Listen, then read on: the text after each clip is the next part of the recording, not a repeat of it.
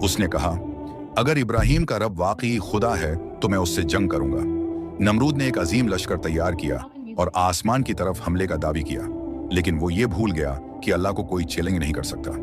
अल्लाह ने नमरूद को न किसी जलजले से, न किसी तूफान से, न किसी आसमानी अजाब से हलाक किया, बल्कि अपनी सबसे कमजोर मखलूक से, एक मच्छर।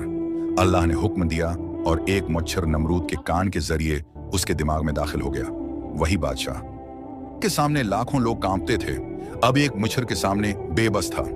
नमरूद दर्द से चीखता, सिर दीवारों से मारता, लोगों से कहता कि मेरे सिर पर जर्ब लगाओ, शायद दर्द कम हो जाए। सालों तक वो जिल्लत और तकलीफ में जिंदा रहा और आखिरकार उसी मच्छर के जरिए हिलाक हो गया। इस कहानी के बड़े सबक ये कहानी हमें याद दिलाती है कि आज के जदीद दौर में टेक्नोलॉजी, ताकत और दौलत के बावजूद इंसान अब भी कमजोर है और असल ताकत सिर्फ अल्लाह के पास है।